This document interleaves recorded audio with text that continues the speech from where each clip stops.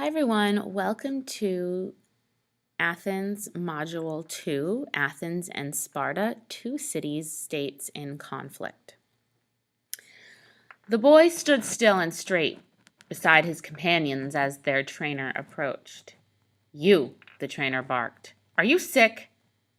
Don't think you'll get out of sword practice. And why are you holding your belly? Hiding something?" The trainer gave the boy's cloak a sharp tug. It fell to the ground, freeing a fox that streaked off into the underbrush. The boy sank down to the ground, shaking. His cloak was a crimson red. His side was shredded with deep cuts and bites. The boy had stolen the fox and hidden it beneath his cloak.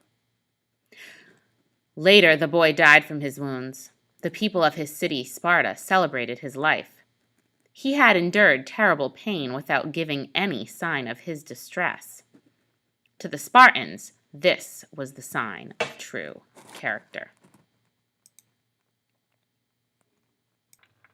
This story of the boy and the fox may be true or not, yet it tells us much about the people of Sparta, a city-state in southern Greece. If the life of citizens in Athens was free and open, the life of citizens of Sparta was the opposite. Life in Sparta was harsh and even cruel. The Spartans themselves were tough, silent, and grim. Sparta's army easily equaled Athens in the 400s BC. However, Sparta never came close to equaling Athens' other achievements. In its early days, Sparta seemed to be developing as the other Greek cities were. Then, in the 600s BC, wars inside and outside the city led changes in the government and the way people lived. The changes turned Sparta into an awesome war machine.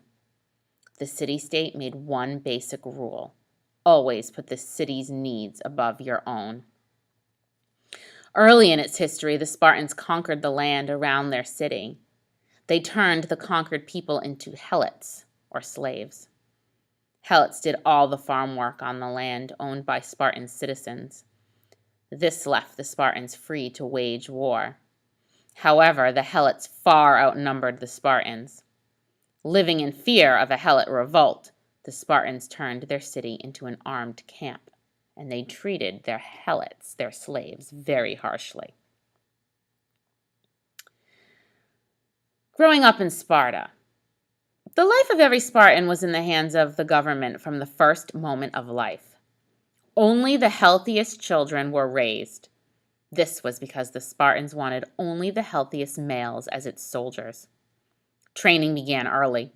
At 7 years old, a Spartan boy left his mother to live in the barracks with other boys. His training continued for the next 13 years until he was 20. By the age of 12, a boy had spent long hours practicing with swords and spears. He had only one cloak and a thin mat to sleep on. He could hardly live on the food he was given, so he was urged to steal. This was to help him learn how to live off the land during a war.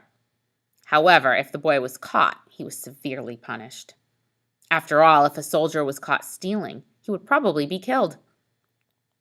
Boys were expected to bear pain, hardship, and punishment in silence.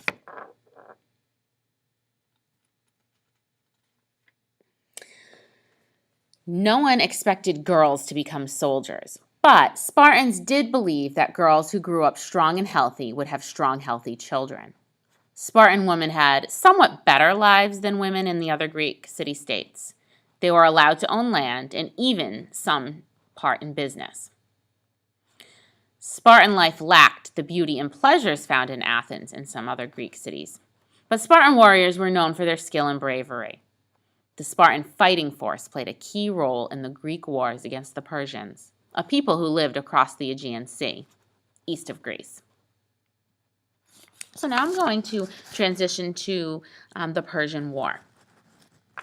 So much of the history of the Greeks tells of wars they fought among themselves, squabbling with each other. But near the beginning of the 400s BC, a new threat loomed. This was the growing might of Persia. By 520 BC, the Persians had already gained control of the Greek colonies on the west coast. And in the fall of 490 BC, a huge force of thousands of Persians landed in Greece itself. They gathered at Marathon, about 25 miles north of Athens. The Athenians hastily put together a small army.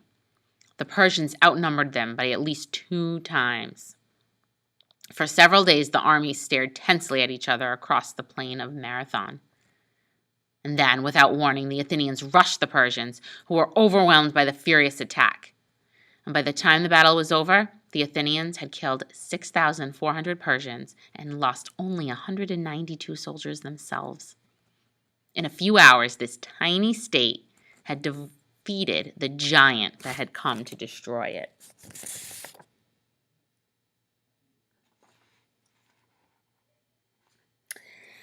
After several more battles, the Persians were finally defeated.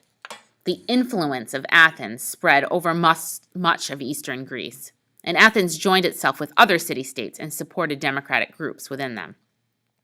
In these times, the cities became more like friends, or actually rather, more like subjects than allies. Athens may have become a democracy at home, but over time it began to act unfairly toward the other city-states. At first, the allies had paid tribute to Athens for protection in case the Persians caused more trouble.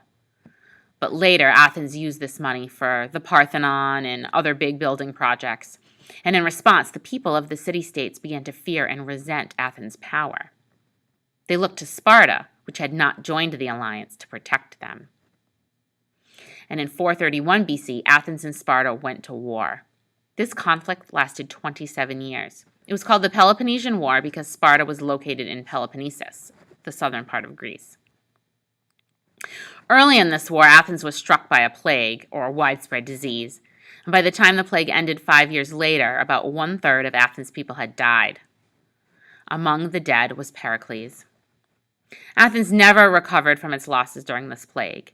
In 405 BC, the Spartans staged a blockade in which they surrounded and closed the harbor where Athens received food shipments. Starving and beaten, the Athenians surrendered in 404 BC. The victorious Spartans knocked down Athens' walls, and Athens never again dominated the Greek world.